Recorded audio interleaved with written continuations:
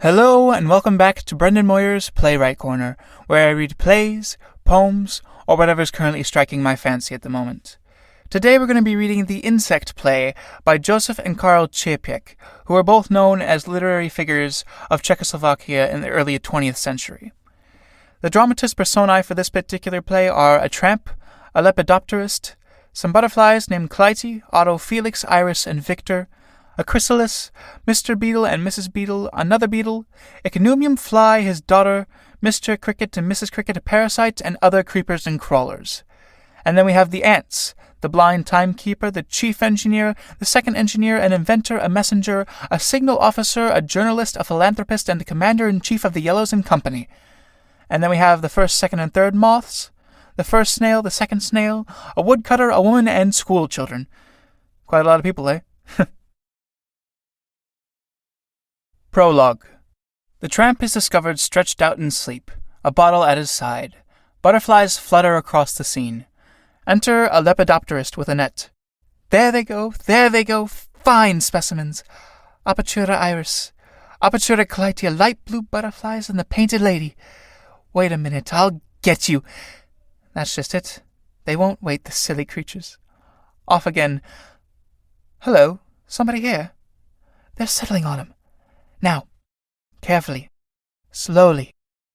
Tiptoe, 1, 2, 3. A butterfly settles on the tip of the tramp's nose. The lepidopterist makes a dab with his net. Hello, what you doing? Catching butterflies? Don't move. Careful now, they're settling again. Funny creatures, they settle on mud, on any sort of garbage, and now they're settling on you. Let them go. They're happy. Idiot! I've lost them, confound you! There they go! It's a shame. It is, really. The lepidopterist rushes outright. The tramp stretches his arms, takes a pull at the emptied bottle, yawns, staggers to his feet, and drops down again, speaking to the audience. All right. Don't you worry, I haven't hurt myself. I know what you think. You think I'm screwed, some of you. Rotten observation. Low visibility, that's what you're suffering from. You didn't catch me staggering, did you? I fell like a tree, like a hero. I was rehearsing, that's what I was doing. The fall of man, there's a picture for you. Ah, you little flowers. You didn't think I was drunk, did you? You have too much respect for me. I'm a man, that's what I am. A lord of creation, a great thing to be, I tell you. Now then, pass along there, my man. That's what they say to me. It's wonderful. Clear up that rubbish heap, my man, and I'll give you a tanner, my man. It's a fine thing to be a man. He succeeds in getting his balance. Enter the lepidopterist right. 2 splendid nymphalidae. No offence, mister, but why'd you catch them when they're all so happy playing? Playing, you call it? I'm afraid you haven't the scientific mind, my friend. It's the overture of the natural system by which nature keeps up the balance of the population. That's what you call playing.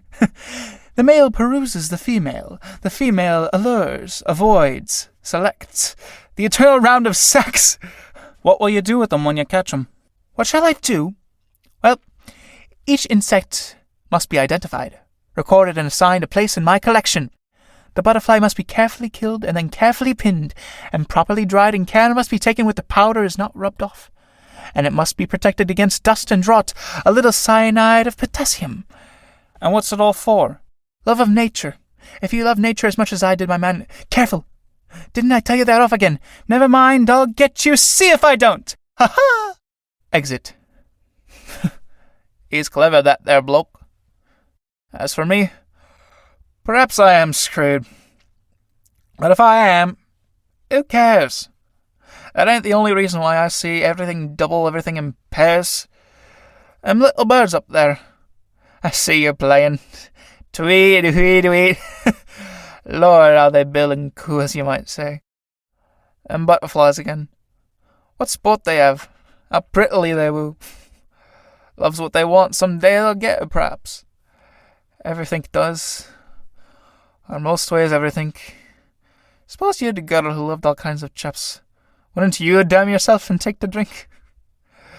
Well, here's the world.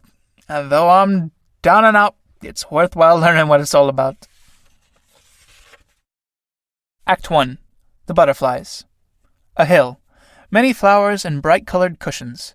In the center, a small table or bar, with high seats and colored glass containing cold drinks and straws. I say. It's a bit of all right. What price do you eat now? Paradise, that's what it is, paradise. And don't it smell nice? Eau de cologne not half. Clytie runs in laughing, followed by Otto. Otto. I love you, Clytie. Exeunt. Butterflies, that's what they are. Butterflies playing.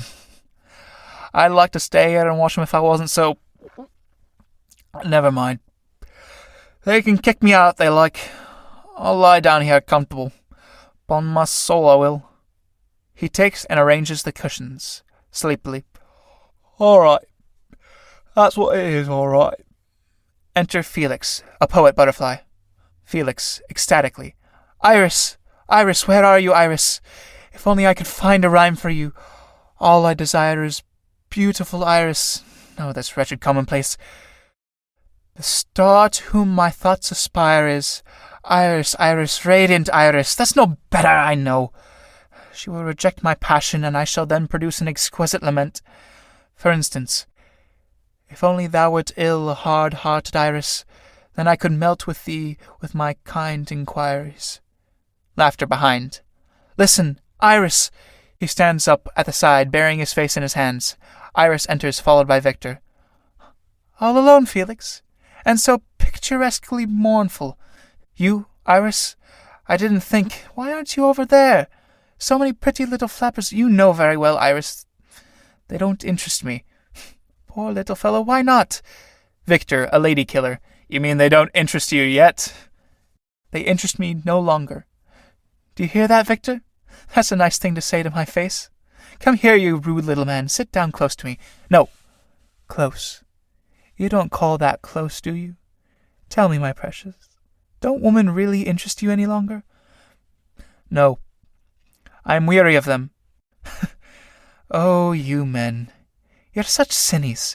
You have your fun, as much fun as you can get, and then you say, I'm weary of them. It's a terrible thing to be a woman. Why? We never grow tired of love. Have you had a terrible past, Felix? When did you first fall in love? I don't know. I forget. It was so long ago. I was a schoolboy. Ah, you were still a caterpillar, gobbling up all the leaves. A little kitty caterpillar? Was she dark and beautiful? As beautiful as what? As beautiful as you. And did she love you? I don't know. I never spoke to her. Good heavens! What did you do to her then? I looked at her from afar, sitting on a green leaf, and wrote poems. Letters, my first novel. It's appalling the number of leaves a caterpillar uses up. Don't be nasty, Victor. Look, his eyes are full of tears. Tears? Poor little crybaby. They're not. Let me see. Look into my eyes quickly. What's the color of my eyes, Felix dear? Blue, like heaven. Yours are brown, golden brown. I don't care for blue eyes, they're so cold. Poor Clytie has green eyes, hasn't she? Do you like Clytie's eyes, Felix? Clytie's? I don't know. Yes, she has beautiful eyes. Oh, but her legs are dreadfully thick. You're such bad judges of women, you poets. Have you read the last poem that Felix published? It came out in the spring anthology. Read it to me, quickly. No, I won't let you read it to her. It's bad. It's old. I've passed that stage long ago. It's called The Eternal Life. You're not to read it, really. Victor reads, There's nothing true, the earth and sky were false when first created, and you and I will surely lie when love is consummated. That's witty, isn't it, Victor? How do you think of it? What's consummated, Felix? From the Latin consumere. It means that love has achieved its aim. What aim? Well, the usual one. Oh, how shocking, Felix! I'm afraid for you. Is Latin always so immoral? Don't, Iris. It's such a bad poem. Why bad? There's no real passion in it. Victor, you will find my fan in the garden. Oh, don't let me disturb you. He exits. Quick, Felix, tell me the truth. You can tell me everything. Iris, Iris, how can you bear him? That fop, that silk-hatted satyr. Victor? That foully he thinks of love, of you, of everything. Poor Victor, he's so soothing. No, Felix, talk about poetry. I'm fond of poetry. We're false when first created. Felix, you're frightfully clever. When love is consummated. Tell me, Felix, poets are dreadfully, hideously passionate, aren't they? Oh, Iris, I've grown out of what's in that poem a long time. If only that Latin word wasn't so coarse. I can stand anything, but it mustn't have a horrid name. Felix, you must be tender and delicate with women. If I were to let you kiss me, you wouldn't give me a horrid name, would you? Iris, I wouldn't dare to kiss you. Be brave, little boy. Faint heart never won. Tell me, whom did you write that poem to? To Clytie? No. To whom, then? To nobody. Upon my honor, to nobody. Or rather, to all the women in the world. Good gracious. All the women in the... Felix, you're a terrible rake. But you must let me know one thing. Who's your... ladybird now? You won't tell anyone? You really won't? No. I haven't got one. What? Not yet, I swear it. Oh, what a naughty fib! How many women have you told the tale to? I see through you, Felix. You're a dangerous man. Iris, dear, don't laugh at me. I've had awful experiences in my imagination. Terrible disappointments, love affairs without number, but only in my dreams. Dreams are the poet's life. I know all women, and I've not known one. I swear it, Iris.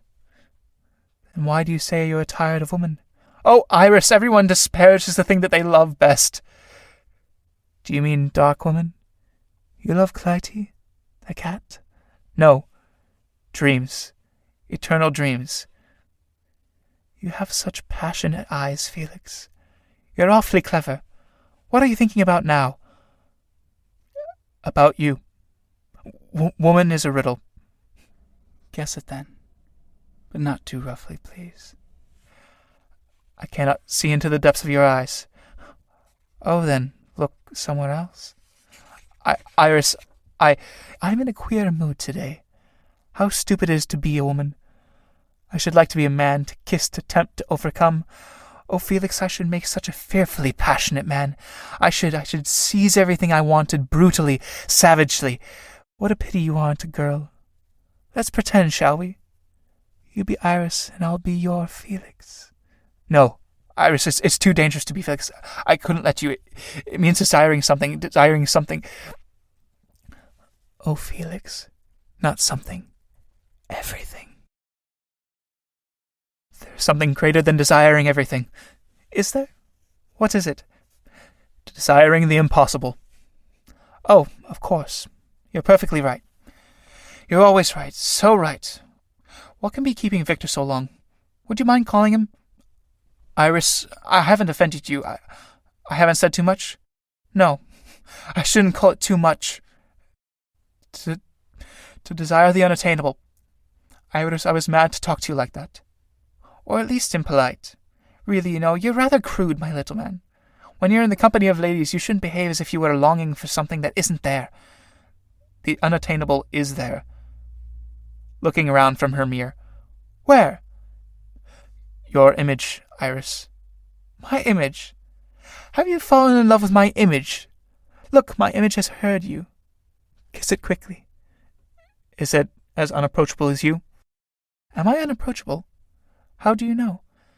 If I didn't know that, I shouldn't love you. But must one always be unapproachable? There is no true love except in the unapproachable. Do you think so? What about shall surely lie when love is... You know. Don't, Iris, not again. Make a fine poem for me, quickly, something passionate. Now that at last we have met, think you I care what may follow? Let me be snared in a net. Let me be snapped by a swallow. I shall have tasted of bliss. I shall have flown where the fire is. And could we die in a kiss, beautiful, exquisite Iris, how perfect. Clytie, outside. Iris! Iris! That tiresome Clytie. That awful hanger-oner of hers just as we enter Clytie. Fancy, Iris. Otto says, "Oh, you've got Felix here. How are you, Felix? Iris, you've been teasing him. He's blushing." Enter Otto. "Got you now, Clytie. Oh, I beg your pardon. How do you do, Iris? How are you, my boy?" Felix sits down, sighing. "You're out of breath, Clytie. Otto has been chasing me." "She flew away, so I had to follow her." Enter Victor. "Quite a little party." Clytie, drinking. "Oh, I'm so thirsty." "Take care of yourself, dearest. Victor, see how thin she's become again. You're looking terrible. You really are." "Thank you, darling. You will be a mother to me, won't you?" "Were you at the garden party yesterday?" "Yesterday? Pooh, that's ancient history." "Marvelous weather." Iris to Clytie. "Just a moment, dearest. What have you been doing? Your bodice is torn." "Thank you, darling. Felix, you look so sad. What's the matter with you, my precious?" "I'm thinking." "Thinking? What do you keep thinking about?" "Men's minds were given them to use." "And women's?" "To misuse." "Oh, isn't that good, Felix? The nasty little fellow hates me." "Be careful, Clytie. That's the first step towards love." What's that?" "Felix in love? The idea! Why, he wrote something about women. Wait. Iris, how can you? Don't! There's nothing true. The earth and sky were false when first created. And you and I will surely lie when love is consummated." "Will surely what?" "Surely lie, dearest." "Felix, you scoundrel. How many women have you lied to?" "And you and I will surely lie." "I see. Of course. That's very good. When love is consummated." Wait. Otto's going to laugh again. He does so. "Felix is awfully clever. None of you could find a rhyme for Iris."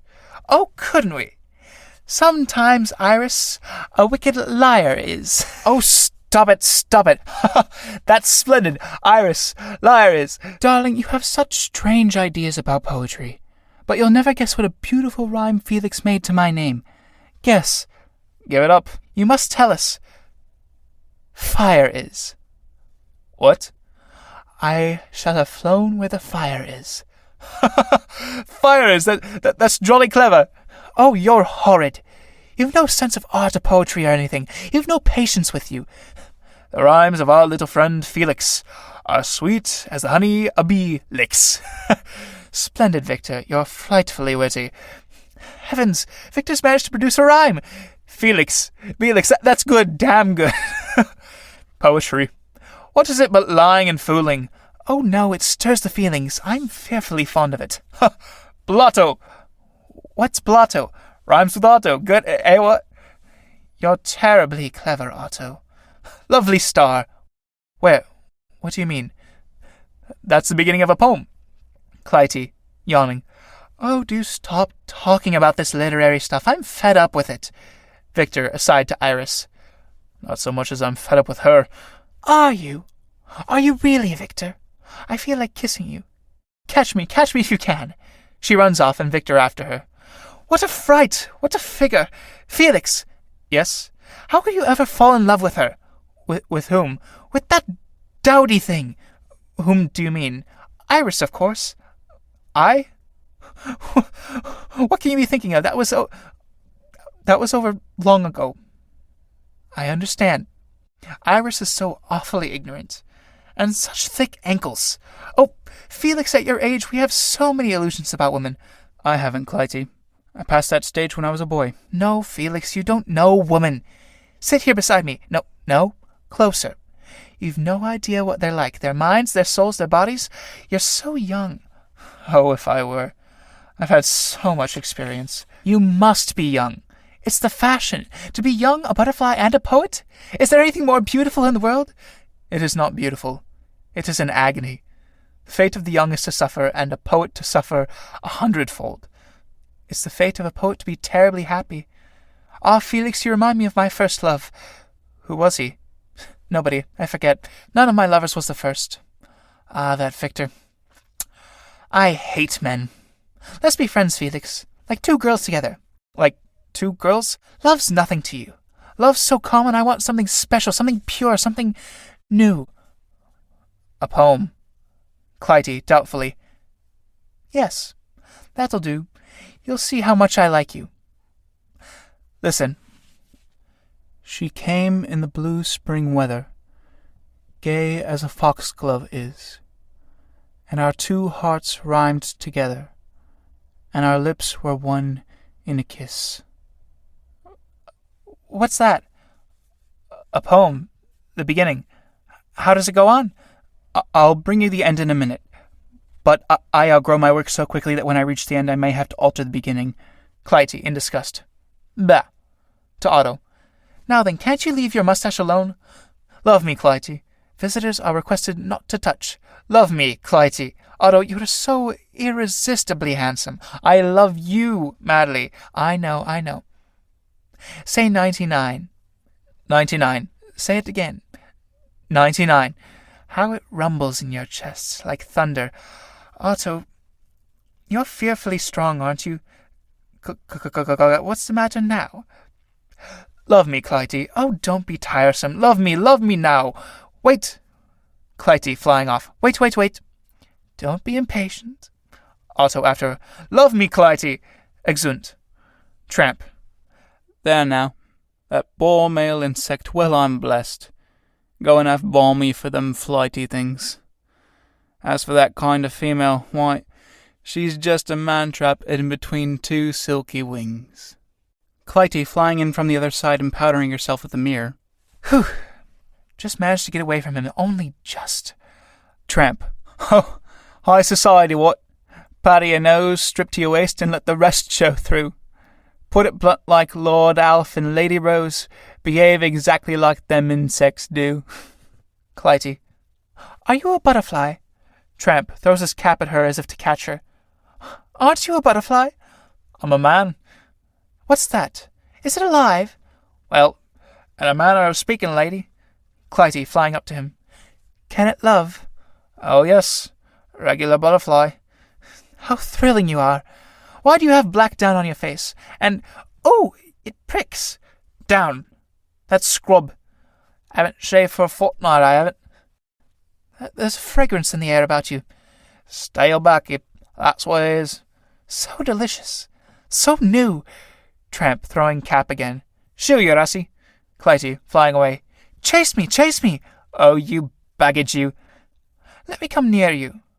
You are so unusual. I've met the likes of you before, Catches her hand. I've held her hand like this, and I told her if she'd smile at me, I'd let her go. And then I let her go. Better for me and better for her, and I'd kill her straight off. Lets her go. Here, sling your look. I don't want you. Clytie, flying away to Mir. How strange you are. Oh, you strumpet, you and your painted harlot. Clytie to him again. Say it again, so strange, so coarse, I garn, you white-faced Eridan. Isn't that enough for you? I love you. Go get a move on. Either side of you. Oh, you wretch! She returns to the mirror. Iris, running out of breath. Something to drink. Quick. Where have you been? On the hilltops. It was so hot. Where did you go with Victor? Victor? Who's Victor? Why, you went off with him. Oh, yes, of course. But that was only fun. I remember now. Something awfully funny happened. It'll make you scream. He kept running after me. Why did you leave him? I'm telling you. He kept running after me, and suddenly a bird flew along and ate him up. You don't say! As true as I'm standing here. I thought I should have died. She buries her head in the cushions. What is the matter with you? Oh, those men. Do you mean Victor? No. Otto. Victor was eaten up by a bird. Just fancy, immediately after, up came your Otto. Oh, the look on his eyes, all in fire, and then... What then? He came after me. Love me, Iris, he said. Love me. Well, did you? Guess again. Love me, Iris, love me. Felix, flying with pen in his hand. Here it is, Clytie. Listen. She came in the light spring weather, gay as a jonquil. Iris laughs hysterically. What's the matter? What a vulgar fellow. I could have strangled him. Otto? Listen, Clytie. And our two hearts rhymed together, and our lips were one in a kiss. She said how strange to discover the lessons a kiss can teach. And you have turned a child into a lover, as a peach flower turns to a peach. Is my hair horribly untidy? Horribly. Let me, darling. Beast! Aren't you angry, aren't you? Otto loves wonderfully. Enter Otto. I love you, Iris. Catch me if you can. Exit. I love you, Clytie. Follow me. Exeunt. Felix. Wait. Tramp. Fool. Felix. Who's that? Somebody, anyway. I'll read you the end. I answered, but each newcomer is only supreme for an hour. Tramp, striking at him with his cap. Shoo! Felix, flying about. I answered, but each newcomer is only supreme for an hour. The fruit may fall with the summer, but spring will renew the flower. All the butterflies enter fluttering. Tramp. Butterflies. Nice birds, them butterflies. Curtain. Act 2. Creepers and crawlers. Scene, a sandy hillock, various holes, etc. Beetles are quarreling over a chrysalis, which is seized first by one, then the other. Chrysalis. The whole world is bursting into blossom. I am being born.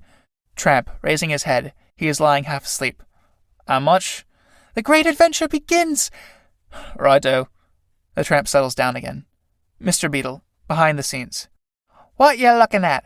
Mrs. Beetle, behind the scenes. Me? Yes, you lump of rubbish. Silly swine. Fathead. Fathead yourself. Mind where you're going. They enter, rolling a huge ball of dirt. It's all right, isn't it? I'm all of a tremble. Our capital. That's what it is, our lovely capital. Careful. Can't be too careful with our capital, our little pile. How we've saved and scraped and toiled and moiled to come by it. Night and morning, toiled and moiled and saved and scraped. And we've seen it grow and grow, haven't we? Bit by bit, our little ball of blessedness. Our very own, our life's work. Smell it, old woman. Pinch it. Feel the weight of it. Ours. A godsend. A blessing straight from heaven. Capital. Chrysalis. Eternal night is breaking. The universe is waking. 1 minute, just 1 minute, and I shall be in it. Mrs. Beetle. Husband. What is it, old woman? Ha. Wife. What is it, old man? Ha. It's fine to own something. Property. The dream of your life, the fruit of your labors. Ha. Mr. Beetle. I'm off my head with joy. I'm going balmy. Why? With worry. Now we've got our little pile and we're so looked forward to, we've got to work to make another one. Why another one? Silly. So that we can have two, of course. Two? Quite right, two. Just fancy, two. At least two, say three. Everyone who's made his pile has made another. So that he can have two? Yes, or three. Husband? Well, what is it? I'm scared. Supposing someone was to steal it from us. What? Our capital. Our little pile, our all in all. Our pile. My God, don't frighten me. We oughtn't to roll it about with us till we've made another one, dearie, did we? I'll tell you what. We'll invest it. Invest it. Store it up. Bury it. That's what we'll do, nice and deep. I hope nobody finds it. What's that? Finds it? No, of course they won't. Our little bit of capital. Our nest egg. Oh, bless me, I hope no one does. Our little all... Wait. Stay here and watch it. Watch it careful. Don't let your eyes off it, not for a minute. Capital. Where are you off to? To look for a hole. A little hole, a deep hole, deep and narrow to bury it in. Out of harm's way. Careful. Exit. Husband, come back. Wait a bit. I found one. Such a nice hole. Husband! He's gone. If I could only look into it. No, I mustn't leave you. But it's only a peep. Here, stay here, good and quiet, darling. Hope you'll be back soon. In half a jiff. So long. Keep good. Half a jiff. Enters the lair of the ichneumon fly. Chrysalis. Oh, to be born in the great new world. Enter a strange beetle. They've gone. Now's my chance. Rolls pile away. Tramp. Here. Mind where you're going. Mind your feet. What's that you're rolling? That's my capital, my little pile, my all. Bit nifty, isn't it? It smells. Capital don't smell. Off you go, my precious, this way. My little, my nest egg, my capital. Exit. Mrs. Beetle. Oh dear, that's somebody's house, that is. We can't put you there, my jewel. Oh, where's it gone to? Where's it gone to, my little pile? Where's it gone to? Oh, not half a minute, Mrs. Beetle rushing at him. Thief! Thief! What have you done with my pile? I'm telling you. Here, give it back, you wretch! Just this minute, a gentleman rolled it away over there. What gentleman? Who? A pot-bellied fellow, a fat, round chap. My husband? A feller with an ugly mug and crooked feet. That's my husband. It's capital, he said it was. That's him. He must have found a hole. Husband, my precious darling! Where is that blasted fool? That's where he rolled it to. Could he have called me? Husband, my precious, I'll learn ya our capital, our all, our little pile! Exit. Them butterflies was gay. And foolish, you might say. But these here beetles, lummy, they do work anyway. So here's to wish 'em luck. Though gathering balls of muck is just about as rummy as anything I've struck. Chrysalis. O universe, prepare, O space expand! The mightiest of all happenings is at hand! What's that? I am being born. That's good. And what are you going to be? I don't know. Something great. I'll do something extraordinary. I'm being born. What you want's life, my son. When half a minute's gone, something immense, unbounded will happen here. Go on. I shall do something great. What? When I change my state, the world will be astounded. Well, hurry up. I'll wait. Enter Ichneumon Fly, dragging the corpse of a cricket to its lair. Ichneumon Fly. Look, larva, Daddy's bringing you something nice. Enters his lair. The torment of my birth is tearing the whole earth. She groans to set me free. Then get a move on, see? Ichneumon Fly, returning. No, daughter. You must eat. You mustn't come out. It wouldn't do at all. Daddy'll soon be back and I'll bring you something nice. What would you like, Piggy Wiggy? Enter larva. Daddy, I'm bored here. That's a nice thing to say. Give Daddy a kiss. Daddy'll bring you something tasty. Would you like a follow of cricket? Not a bad idea. I don't know what I'd like. She doesn't know what she'd like. Bless her little heart. I'll find something you like. Ta-ta! Daddy must go to work now. Daddy must go a-hunting and fetch something for his poopsie-whoopsie. Ta-ta! Go back now, Poppet, and wait for your din-din. Ta-ta! Exit larva. Ichneumon Fly to tramp. Who are you? I? Are you edible? Yes, I don't think. Ichneumon Fly, sniffing. Nah, not fresh enough. Who are you? Oh, any sort of skunk I am. Ichneumon Fly, bowing. Pleased to meet you. Any family? Not as I'm aware of. Did you see her? Who? My larva. Charming, eh? Smart child. And how she grows, and what a twist she's got. Children are a great joy, aren't they? I've heard 'em well spoken of. Well, of course they are, you take it from me. One who knows. Well, you have 'em, at least you know what you're working for. That's life, that is. Children want to grow, to eat, to laugh, to dance, to play. Don't they, am I right? Children want a lot. Would you believe it? I take her 2 or 3 crickets every day. Do you think she eats them all up? No, only the tidbits. A splendid child, eh? I should say so. I'm proud of her.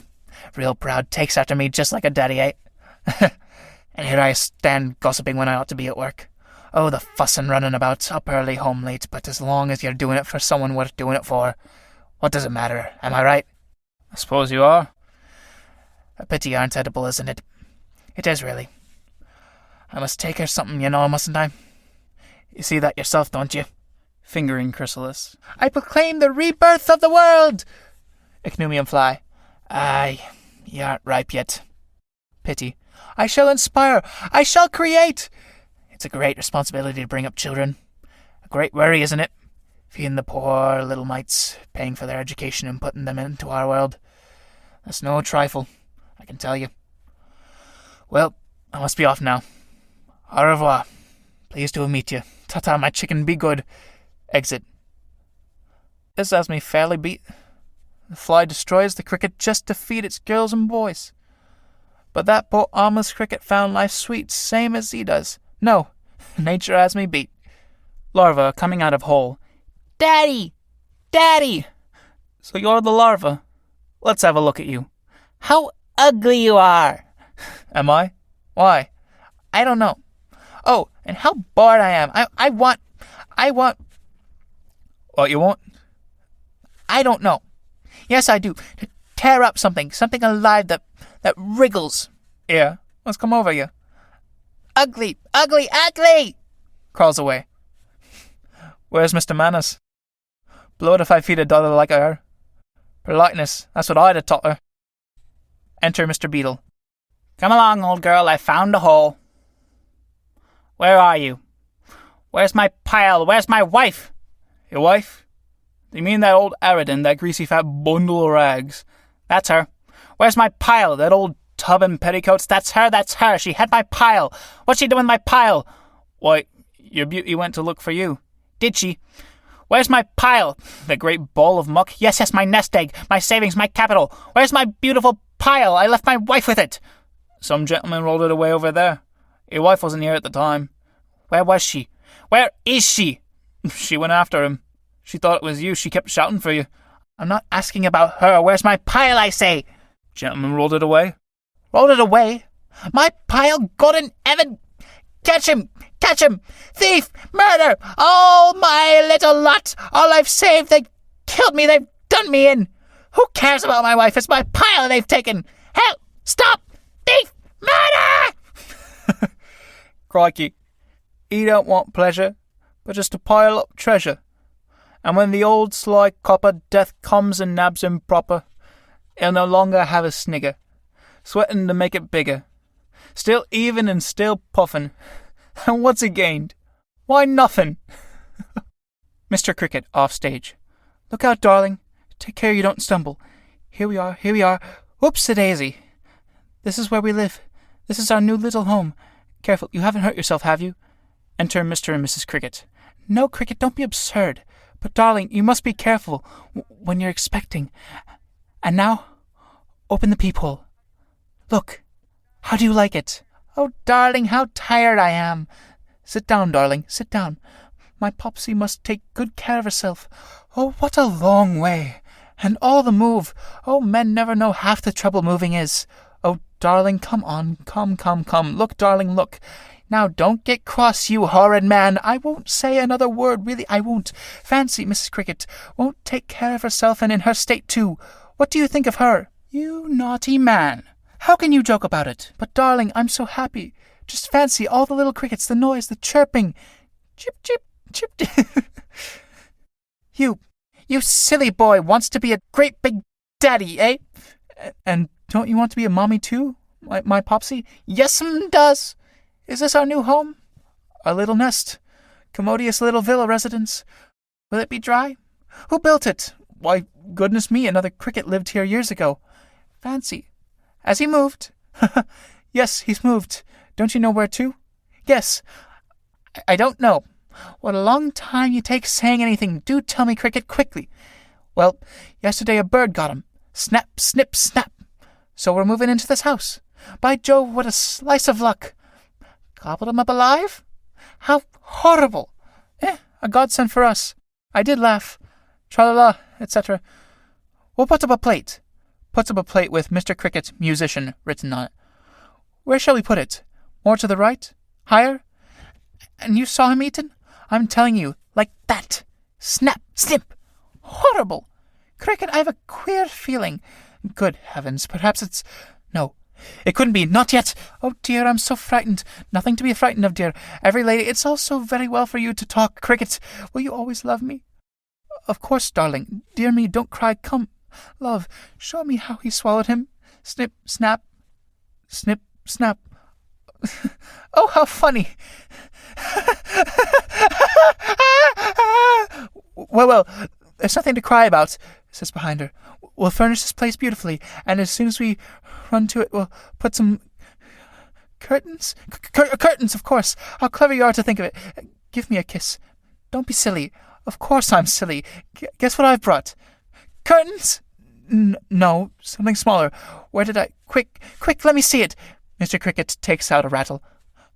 Oh, how sweet, Cricket. Give it to me. Mr. Cricket. When Dr. Stork had brought their child, their teeny-weeny lad, all day about the cradle smiled his mumsy and his dad. And cricket, cricket, you pretty little sing, is now the song that all day long they sing, sing, sing. Lend it to me, darling. Oh, Daddy, I'm so pleased. Rattle it. Darling. Mrs. Cricket singing. Cricket, cricket, cricket. Now I must run round a little. Let people know I'm here. Mrs. Cricket. And cricket, cricket, cricket, you pretty little thing. I must get some introductions, fix up orders, have a look around. Give me the rattle. I'll use it on my way. And what about me? I want it. Very well, darling. You won't leave me long? Rattle for me if you want me. And I expect a neighbor will be coming along. Have a chat with him about the children and all that, you know. You bad boy. Now, darling, be careful. Won't be long, my pet. Runs off. Mrs. Cricket rattles. Hush-a-bye, Cricket, on the tree-top. Cricket, I feel frightened. Don't be frightened, Mum. You'll have an easier time than most ladies by the look of your... Who's there? A beetle? You don't bite? No. How are the children? Now you're asking Ramau. Your questions hurt me, somehow. For beg your pardon, madam. Fact is, I've never had a... Oh, dear. Haven't you any children? That's a pity. Shakes rattle. Cricket, cricket. And why did you never marry, Beetle? Well, it's almost too selfish, maybe, to want a wife and baby. Oh, strength. What do I care now? She wouldn't have me. There now. Yes. You men are troublesome. Rattles. Cricket, cricket, cricket. Chrysalis.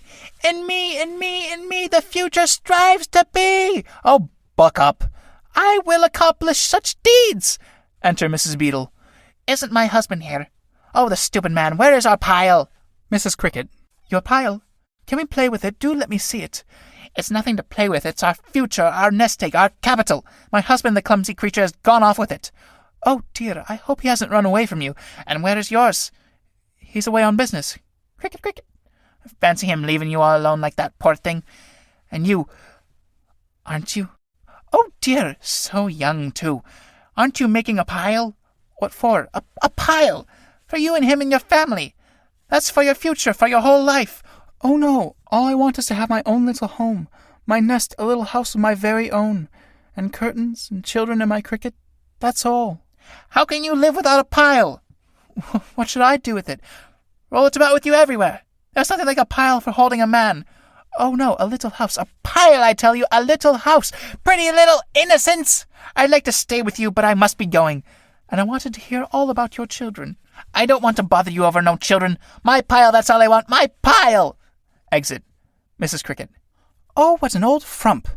I don't wonder her husband's run away from her. Cricket, cricket, cricket. I've such a queer feeling. Snip, snap. That's what he did to him. Snip. Ichneumon fly enters. Ha-ha! He murders Mrs. Cricket and drags her to his lair. Tramp. Oh, murder. Ichneumon fly. Daughter, chicken. Singing. Open your mouth and shut your eyes and see what someone will send you. He's killed her. And I stood like a bloomin' log. Didn't utter a sound, she didn't, and nobody ran to help her. Enter Parasite. Parasite. Bravo. Comrade, just what I was thinking. To die like that. So young, so helpless. Just what I was thinking. I was looking in all the time. I wouldn't do a thing like that, you know. I wouldn't really. Everyone wants to live, don't they? Who are you? I owe nothing much. I'm a poor man, an orphan. They call me a parasite. How can anyone dare kill the like of that? That's just what I say. Do you think he needs it? Do you think he's hungry like me? Not a bit of it. He kills to add to his larder, what's 3/4 full already. He collects things, he does, hangs 'em up on dry, smokes 'em, pickles 'em. It's a scandal what it is, a scandal. One's got a store while another's starving. Why should he have a dagger and me only my bare fists to fight with? And all over chilblains too. Aren't I right? I should say so. There's no equality, that's what I say. One law for the rich, another for the poor. And if I was to kill anything, I couldn't eat it. Not satisfactorily. I can't chew properly, my jaw's too weak. Is that right? I don't hold with killing nohow. My very words. Comrade, or at least hoarding shouldn't be allowed. Eat your fill and have done with it. Down with larders. Storing things is robbing those who haven't nowhere to store. Eat your fill and have done with it, and then there'd be enough for all, wouldn't there? I done it. Well, I'm telling you, aren't I? Down with Ichneumon Fly re-entering. Eat it up, baby, eat it up. Choose what you like. Have you got a nice daddy? Eh? Good afternoon, my lord. How do you do? Edible? Oh, no, you're joking. Governor, why me? Get out, you filthy creature. What do you want here? Clear off. I'm moving, your worship. No offence, Captain. Cowers. Ichneumon Fly to Tramp. Well, did you see that nice piece of work, eh? It's not everyone who could do that. Ah, my boy, that's what you want. Brains, expert, knowledge, enterprise, imagination, initiative, and love of work. Let me tell you. That's what I say, my good man. If you want to keep alive, you've got to fight your way. There's your future. There's your family. And you know there must be a certain amount of ambition. A strong personality is bound to assert itself. That's what I say, sir. Of course. Make your way in the world. Use the talent that's in you. That's what I call a useful life. Absolutely. Your grace hits it every time. Hold your tongue, you filthy creature. I'm not talking to you. No, of course you weren't, my lord. Beg your pardon, I'm sorry. And how it cheers you up when you do be doing your duty like that. Do the job that's nearest, though it's dull at whiles. While you feel that, you feel you're not living in vain. Life is real, life is earnest. Life is not an empty dream. Well, good afternoon, sir. I must be off again. The daily round, the common task. So long. Exit. The old murderer. Believe me, it was all I couldn't do not to fly at his throat. Yes, sir, I'll work too if need be. But why should I work when somebody else has more than he can consume? I've got initiative, but I keep it here. Pat stomach. I'm hungry. That's what I am, hungry, and it's a pretty state of things, isn't it? Anything for a piece of meat? That's what I say. Anything for a piece of meat, and the poor man's got nothing. It's against nature. Everyone should have enough to eat, eh? Down with work! Tramp, shaking rattle. Poor creature. Poor creature. That's it. Everyone's got a right to live. Rattle and chirping in reply. Mr. Cricket enters rattling. Here I am, my pet. Here I am, my darling. Where are you, my precious? Guess what hubby's brought you? Ichneumon Fly behind him. Aha! Tramp. Look out! Look out! Don't interfere, mate. Don't get mixed up in it. What must be, must be. Mummy! Ichneumon Fly kills him. Larva, look what your kind daddy's bringing you now. Oh, God in heaven. How can you stand by and see it? Just what I say. That's the third cricket he's had already, and me nothing. And that's what we poor working men are asked to put up with. Ichneumon Fly re-entering. No, kitty. I've no time. Daddy must go back to work. Eat. Quiet now. I'll be back in an hour. Exit. Parasite. It's more than I can stand. Dirty old profiteer. What injustice. I'll show him, that I will. Just you wait. Trembling. He's not coming back, is he? Keep cave. I must just have a look. Thank heaven. These heathen insects may be vile, but man's different. Folks like me and you, working hard, real hard, makes our little pile. Blast, I'm all mixed up. That's what them beetles do. It's what I say. Man has ideals and dreams, and family love. Its purpose, put it plain, is keeping up the race. Hello. Though seems I've got them crickets fairly on the brain. Bold. That's what man is, resolute you might say. If he wants more, he does his neighbour in. Oh well. That makes him like this murderous fly. But there you are. Who can think straight on gin? Chrysalis. I feel something great! Something great! What'd you call great? To be born! To live! All right, little Chrysalis. I won't desert you. Parasite rolling out of the fly's lair and hiccuping. That the old miser kept a larder for that white-faced daughter of his. I feel quite... I think I'm gonna bust. Damn the hiccups. It's not everyone who'd eat as much as that. I'm not a common man, eh, mate? And how about the larva? Oh, I've gobbled her up too. For what have we received, may the... Gah! Bleeding bullshit. Act 3. The Ants. It's like this here. What's wrong about them insects, if you think it out, is they've no feller feeling. Each just for himself is what they preach. Listen to me! Listen to me! The whole world will soon be free! Thinks he's the world, he does. My hat. These insects all behaves like that. Ridiculous creatures just can't see how small they look to you and me. They make me tired. I'd give my clay gospel I would to get away. Man, these here insects never dream of working on some general scheme. The crowning hour approaches! Lo! The universe begins to glow! Tramp, jumping up. God blimey if I haven't struck. The truth, now there's a better look. Insects won't work together. Man will. He can form a general plan. There's something great in him which fights and perishes for the nation's rights. Sits down. My wings are coming! See, they spread beyond the vast suns overhead! I've hit it. That's what makes men great, giving their lives up for the state. Man's not half noble, put it straight. Here, what's that biting me? Blimey, there's another of them. It's truth, I sat on an ant heap. Hundreds and thousands, that's what they're playing at, hundreds and thousands. In the meantime, the curtain rises and displays the ant heap. In the center sits a blind ant who counts continuously. Ants with sacks, beans, shovels, etc. run across in time to his counting. 1, 2, 3, 4. 1, 2, 3, 4. What's that? What you counting for, old boy? 1, 2, 3, 4. What's this here? A warehouse or a factory, isn't it? Hi, what's this for? 1, 2, 3, 4. What's this factory for, I'm asking? Why is this blind fella counting? Oh, he's giving them the time. They all move in time as he counts 1, 2, 3, 4. Like machines. It makes my head swim. 1, 2, 3, 4. Enter chief engineer. Quicker, quicker. 1, 2, 3, 4. Blind ant more quickly. 1, 2, 3, 4. 1, 2, 3, 4. They all move more quickly. What's that?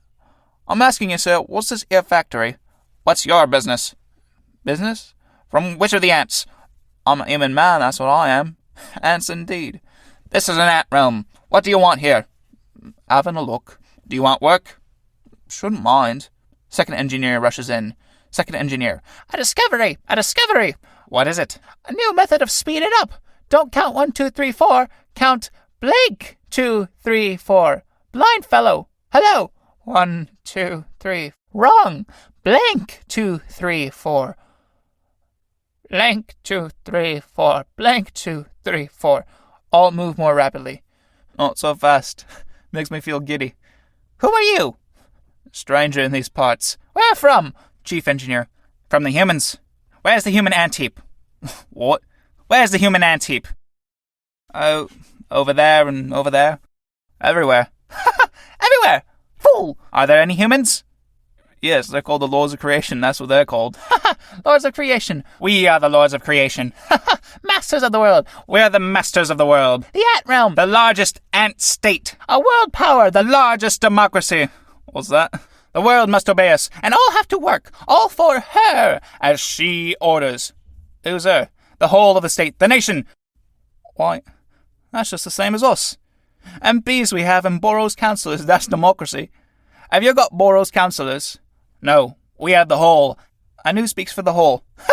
He knows nothing. The one who orders. She who only issues commands. She abides in the law. She is nowhere else. And who gives you orders? Reason. Law. The interests of the state. That's it. I like that. All for the whole and the whole for all. For its majesty and against its enemies. What's that? Against whom? Against all. We are surrounded by enemies. We defeated the black ants and starved out the brown and subjugated the greys and only the yellows are left. We must starve out the yellows. We must starve them all out. Why? In the interest of the whole. The interests of the whole are the highest. Interest of race. Industrial interests. Colonial interest. World interest. Interest of the world. Yes, that's it. All interests are the wholes. Nobody may have interests but the whole. Interest preserves the whole. And wars nourish it. You've warlock ants. He knows nothing. Our ants are the most peaceful ants. A nation of peace, a labor state. They only wish for world power because they wish for world peace. In the interest of the peaceable output, and in the interest of progress, in the interest of their interests, when we rule over the world, we shall conquer time. We wish to reign over time. Over what? Time. Time is greater than space. Time has never been mastered. The master of time will be master of all. Slowly, for the love of Mike, slowly, let me think. Speed is the master of time, the taming of time. He who commands speed will rule over time. Blank 2, 3, 4, blank 2, 3, 4, blank 2, 3, 4, blank 2. We must quicken the speed of output, the peace of life. Every movement must be quickened, shortened, calculated to a second, to the nth of a second, so as to save time, so as to increase the output. Work has been too slow. Labor must be carried out unsparingly, ruthlessly, and what's the hurry anyway? The interest of the whole. It is a question of output, questions of power, peaceful competition. We are fighting the battle of peace. Blank 2, 3, 4. An official approaches the two engineers and makes a report. Blank 2, 3, 4. He must go quicker, why? If I was counting instead of you, I'd make them vermin fly. Quicker, quicker, quicker. We men are just like you. We're all for speed, I tell you. We're counting quicker, too. And if we rush to ruin, we have ourselves to thank. So wake up, old blind fella. Only can count 'em. Blank. 2, 3, 4. Faster, faster. An ant collapses with his load and moans. Tut, tut. What's that? Get up. Another ant next to him, bending over. Dead. 1, 2. Carry him away quickly. He died honorably in the cause of speed. How are you lifting him? Too slowly. You're wasting time. Drop him. Now head and feet together. Blank 2, 3. Wrong. Drop him again. Head and feet. Blank 2, 3, 4. Take him away. Blank 2, blank 2, blank 2, 3, 4. Quicker. Anyhow, he died quick enough.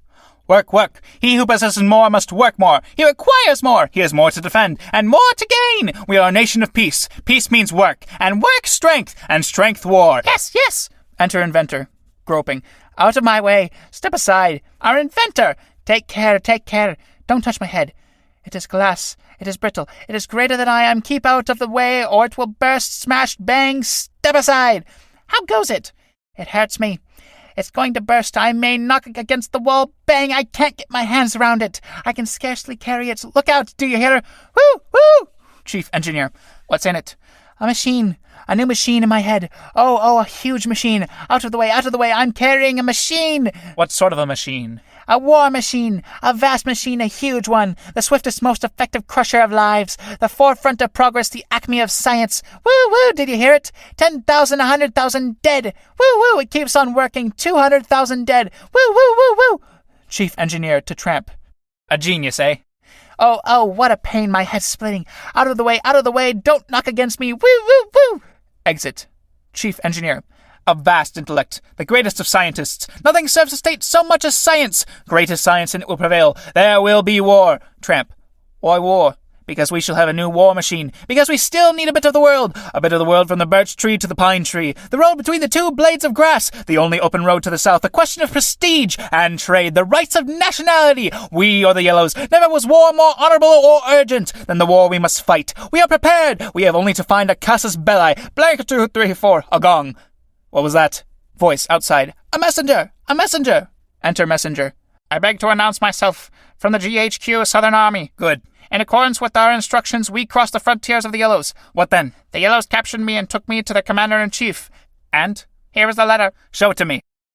The government of the Yellow Ants calls upon the ant realm within 3 months to withdraw their army lying between the birch tree and the pine tree between the two blades of grass.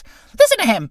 This territory compromises the historical, vital, industrial, general, and military interests of our state, so that it rightly belongs to us. An insult! An insult! We shall not tolerate it! Meanwhile, we are giving orders to our army to mobilize. War! War at last! At last war is forced upon us! To arms! To arms! Another messenger runs on. The Yellows are marching across our frontier. To arms! To arms! Mobilization! To arms! Both messengers. To arms! To arms! Alarm sirens from all sides. The ants scramble into the ant heap. Blank 234, blank 234. Increasing din within. It does you good to see 'em pass, prepared to shed their blood, and just for half a yard of mud between two blades of grass. It does you good to see 'em all so handsome and so spry. They're not afraid to up and die. They've heard the nation's call. It makes you think of them old scenes with star shells overhead. The night we left 1,000 dead and captured 2 latrines. Now, fellers, dig yourselves right in and stay there till you bust. Them yellers want your yard of dust, and don't you let 'em win. Chrysalis. They call, they shout, they beat their drums, the world wakes, the great moment comes! Beating of drums. Ants transform themselves into soldiers. Chief Engineer becomes Commander-in-Chief. Now that's what training does. You're smart lads, put it there. Crumbs if you're half the ants I take you for, I swear. You'll cop that bit of land afore the Yellows cop it. But here's the brass that's coming. I guess I'd better up it. Chief Engineer. Soldiers, we find ourselves compelled to call you to the colours. A wicked enemy has treacherously attacked us for the purpose of outwitting our peaceable preparations. At this great hour I have been appointed dictator. 3 cheers for the dictator! Shout, boys, or hip hip hooray! Chief Engineer, saluting. Thank you. You have responded to the gravity of the moment. Soldiers, we are fighting for life and liberty, and for the greatness of our state, and for the greatness of our state. We shall wage war for the interest of civilization and our military honor. Soldiers, I am with you to the last drop of my blood. Long live our beloved Commander-in-Chief! Long live our Commander-in-Chief! I know my soldiers. They will fight until the final victory. Long live our gallant men! Hurrah! Hurrah! Hurrah! Chief Engineer to Second Engineer. The 1st and 2nd Division will attack frontally. The 4th will envelop the pine wood and break into the ant heap of the Yellows. Women and children will be slaughtered. 3rd Division in reserve. No quarter. 2nd Engineer salutes. May God assist us in this. Soldiers, shun! Right turn! Quick march! Drums. 1, 2! War forced upon us! 1, 2! 1, 2! In the name of justice! No quarter! For your hearths and homes! 1, 2! 1, 2! We are only defending ourselves! War on the world! For our greater home country! 1, 2! Our ruthless enemy! Will of the nation! To battle! Strike hard! Historical claims! Brilliant spirit of the army! 1, 2! 1, 2! Fresh troops march past. Good luck, soldiers! I shall be behind you! Well done, the 5th! The conquerors of the pine trees! A mighty epic to victory! Conquer the world! Magnificent daring! 1, 2! Well done, 7th! Beat them, soldiers! The Yellows are cowards! Hack your way through! Burn! Destroy! Heroes! Enter messenger.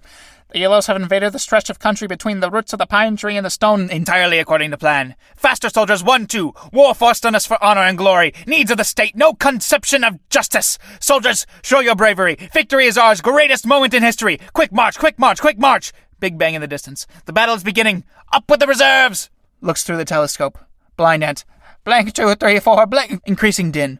Chrysalis. Wild voices of the world be dumb! Your woes are at an end! I come! Chief Engineer. Reserves, stand to! Second Engineer. Issue a report. Second Engineer, in a loud voice. The battle has begun at last, under favorable weather conditions. Our heroic men are fighting in magnificent spirit. Chief Engineer. Right turn, quick march! 1, 2, 1, 2, faster, boys! Enter a messenger. Our right wing is retreating. The 5th Regiment is completely destroyed. Chief Engineer. According to plan, 6th Regiment replaced them. Tramp. Oh, yes. There was other reports that began. The regiment was butchered. According to plan. And after his battle, he'll go round and scan the corpses all heaped up. According to plan. Enter stretcher bearers with wounded. A wounded man. The 5th Regiment. Our regiment were all destroyed. Stop! Stop! Telegraph instrument clatters. Signal officer, reading dispatch. 5th Regiment is destroyed. We await orders. 6th take its place. The 2nd Engineer. Issue a report. The battle is developing successfully. The 5th Regiment especially distinguished itself heroically repelling all attacks, whereupon it was relieved by the 6th. Bravo! I will decorate you with the Steel Cross. Thank you. I am only doing my duty. Journalist approaching with a notebook. I am a journalist. Shall we announce a victory? Yes. Successful operations, thanks to our plans prepared years ago. The admirable spirit of our forces, irresistible advance, the enemy demoralized. We will print everything. Good. We rely upon the cooperation of the press. Don't forget the admirable spirit. The press is performing its duty. Exit. Answer philanthropist with collecting box. Help the wounded. All for the wounded, gifts for the wounded, give to the wounded, help for the cripples. 2nd Division attack. It must break through whatever the sacrifice. For our heroes. Help your brothers, help the wounded. Tramp. War for the wounded. Coppers for the wounds. Help for the wounded. Give to the cripples. He tears off a button and puts it in the collecting box. All for the wounded. My last button for the war. Another wounded man. Oh, put me out of my misery, too. Aid the wounded. Telegraph instrument again. Signal officer. The right wing of the Yellows is retreating. Pursue them. Finish them off. Don't bother about prisoners. The enemy retiring in confusion. Our regiments in defiance of death, dodging his footsteps with splendid daring. 4th Levy. The 4th Regiment has invested the pine tree and has made a rear attack on the ant heap of the Yellows. The garrison is slaughtered. Raze it to the ground. Finish off the civilians. The enemy is overwhelmed. They've evacuated a foot of the furze bush. Victory is ours. Falls on knees and removes his helmet. Great God of the ants, thou hast granted victory to thy servants. I appoint thee honorary colonel. Jumps up. 3rd Division forward. All reserves forward. No prisoners. Forward. Again on his knees. Righteous God of strength, thou knowest that our holy cause. Jumps up. After them. After them. Attack them. Hunt them down. Slaughter everybody. The empire of the world is settled. Kneels. God of the ants, in this significant hour. Prays silently. Tramp, bending over him softly. Empire of the world. You miserable ant, you call this bit of clay and grass the world? This dirty little patch of soil? If I was to trample down all this here ant heap of yours and you with it, do you think that these here trees above you would notice it? Not they. Who are you? Only a voice. Though, yesterday, perhaps I was a soldier in another ant heap. What you think of yourself, conqueror of the world? Feel big enough? Don't that heap of corpses seem too small for your glory, your miserable image? I disregard you entirely. I proclaim myself emperor. The 2nd Division is asking for reinforcements. Our troops seem exhausted. They must hold out. Shoot down the defaulters. The 3rd Division has been thrown into confusion. An ant escapes across the stage. We're running away! Mobilize the nation. No, back! Save yourselves! Send the unfit to the front. Everyone must go. They're beating us! Run! They've surrounded us! Escape! To the west! Escape to the west! They've surrounded us from the west! Run to the east! Back to your places, to the front, face to the west! Crowd from right. Escape! They're hunting us down to the east! Crowd from left. To the west! Out of the way! They're here! The two streams begin to fight. Chief Engineer, shouting at them. Back, cowards, you cattle! I am your emperor! Lie down! Runs him through. Escape! 2nd Engineer runs in wounded. They've taken the city! Put out the lights! The Yellows, penetrating from both sides. Hurrah! Hurrah! The ant heap is ours! Lights go out. Confusion. Fight! Ah! Yellow Leader. Into the passage after them. Spare nobody, slaughter all the men. Shouts of slaughtering men. Ah! Blank two. Yellow Leader. After them. Murder them all. The din becomes more remote. Blank two. Light! Lights are lit. The foreground is empty. Corpses piled everywhere. Excellent, Yellows. All are slaughtered. Tramp. Chalk it, General. The victory of the Yellows. The victory of justice and progress. Ours is the path between the two blades of grass. The world belongs to us, Yellows. I proclaim myself ruler of the universe. Chrysalis. I. Yellow Leader, on his knees. Most righteous God of the ants, thou knowest that we fight only for justice, our victory, our national honor, our commercial interests. Tramp rushes out, kicks him over, and grinds him into pieces with his boot. Bah! You're insect!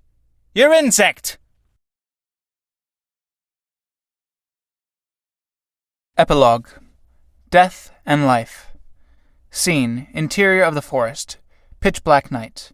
The tramp sleeping in the foreground. Tramp, speaking in his sleep. Choke it, General! Been napping, have I? Crumbs, I feel cold. I'm sick, shivering all over. Where am I? Can't see me hands, it's so bloomin' dark. Who's that speaking? Hello? Who's talking? Nothing. No one anywhere.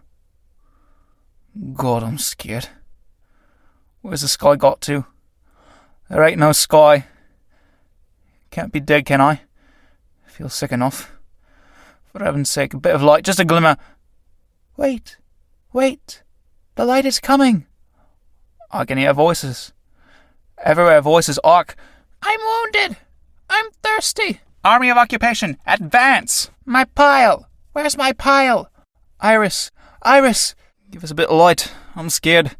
Another cricket lived here a long time ago. Careful, Mumsy, careful. Aha! Got him. Water, water. And see that you take no prisoners. Iris, Iris. My pile, where's my lovely pile? What's here? A flint. If only I could strike a spark from it, just one little spark of light. He strikes it upon another stone. Sparks burst forth. The forest is lit up. Thank heavens. Here's the light. Escape! Escape! Chrysalis. Who is calling me? I come, I come. My wings begin to sever. My outer sheath is torn. Voices of moths coming nearer and nearer. Into it, into it, into it. Wing your flight into the ecstasy, into the heart of the light. I shall have life forever. I shall at last be born. Moths in a bevy fly amidst the light. They whirl around. Into it, into it, into it. Wing your flight into the ecstasy, into the heart of the light. What are you? Moths? What are your want? Is it life? First moth, separating from the others. Ah, stand still. We are struck from the dark, and again we expire. Each is a spark or an infinite fire. She falls dead. Chorus. And to flash from the forge for a moment and perish is all our desire. Why is she dead? She didn't want to die. Second moth, separating, etc. Ah, stand still. We are drops on the crest of a fountain that leaps. She falls dead. Third moth, separating. We dance without rest and return to the deeps. Chorus. For life is eternal and rises from death where you think that it sleeps. Life is eternal. It cannot fail. All hail to life. Falls dead. Hail, all hail, all hail. Life and death. Seems they're both good if we know how to treat 'em. I'm a battered old moth, I am, but I'll dance with you. All hail to life. All hail, all hail. Moth after moth falls dead. Butterflies, beetles, moths, and men. Why can't we all live happy together? The world's big enough, and life could be happy for everything, if we had a bit of sense. All hail, all hail. Chrysalis, shrieking, Out of my way! Behold! She rends her husk and leaps forth as a moth. What? You, Chrysalis, really born? Chrysalis moth, whirling. Ah! Stand still. Oh light, oh love, oh ecstasy of being! Life has entered me! A few last moths.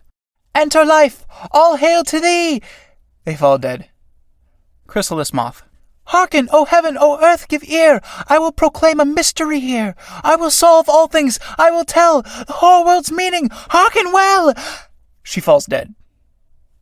Tramp, kneeling by the dead Chrysalis. Dead. She's dead too. Poor Chrysalis. And he had such hopes. What was he going to say, I wonder?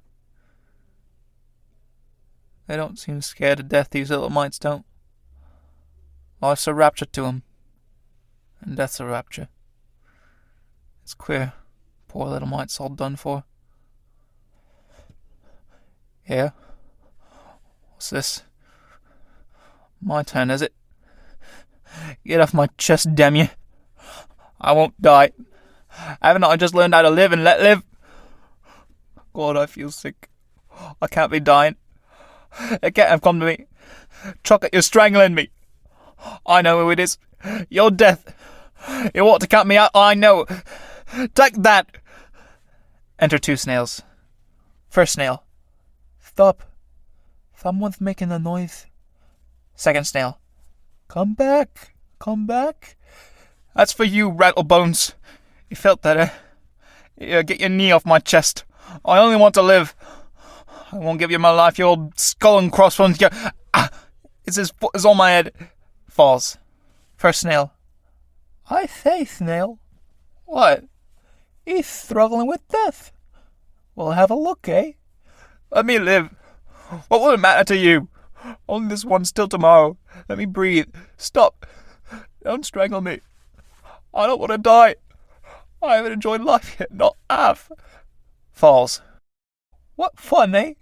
I say, snail. What? He's done for. You strangle him out when he's down, do you, coward? Stop, let me tell you. All I want's another moment. Let me live. Go away. I want to tell you. I've learned how to live.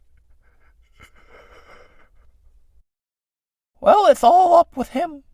Oh dear, what a misfortune. How we shall miss him, my dear. What are you talking about? It's nothing to do with us. That's what people say when somebody dies. Oh, yes. Well, we won't fuss about it. No. It's the way of the world. Dawn. Birds awaken. Enter woodcutter. As I went down to Shrewsbury town, I came by luck. He sees the tramp's corpse. Hello. What's this? Boozed, is he? Yeah, wake up, mate. My word, he's dead. Poor old chap. Well, anyway, he'll have no more trouble. Enter a woman carrying a newborn baby. Morning, Peterwood. Why, what is the matter? Church bells. He's dead. Dead? Who is it? Only a tramp by the look of him. It gives me a turn. It's bad luck, you know. Here I am taking my sister's baby to be baptized and... One's born and another dies. No great matter, missus. It means bad luck. What's death? There's always people enough. Chucking the baby under the chin. Gee. Wait till you're grown up. I hope he'll be better off than we are, that's all. These taxes. Plenty of work. That's what he'll need. Voices of school children approaching. Here come the girls on the way to school. Quick, Peterwood, cover up that. They mustn't see it, poor dears. Enter some school children. They file across the stage singing, As I went down to Shrewsbury town, I came by luck on a silver crown. And what shall I buy with that, said I, what shall I buy in Shrewsbury town? As I went down to Shrewsbury town, I saw my love in a dimity gown, and all so gay I gave it away, my silver crown. During the song, one little girl gives a flower to the baby. This, after the singers have left the stage, the woman takes and lays on the body of the tramp. Curtain.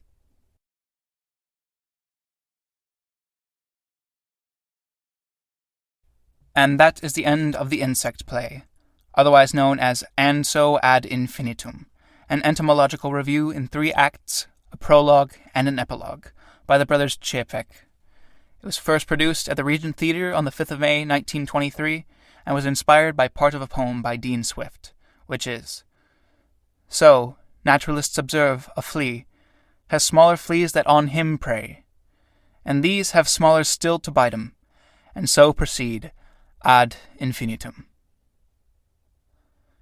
This particular version was translated from the Czech by Paul Selver and adapted for the English stage by Nigel Playfair and Clifford Bax. I would like to apologize for the change in sound quality at the beginning of Act 3 and throughout most of Act 3, actually, because my computer decided to go on a little bit of a spaz trip on me and stop recording halfway through most of Act 3, so I had to go back later and re-record it because there wasn't anything there. So, once again, I'm sorry for that, and I tried to fix it as best as I could, but there's only so much knowledge that I have about mixing that I could apply to try and make it sound the same. But I'm glad that you made it to the end of the episode and that it wasn't too jarring for you. If you like what I do, please consider following, subscribing, whatever sort of ing on whatever social media you're using.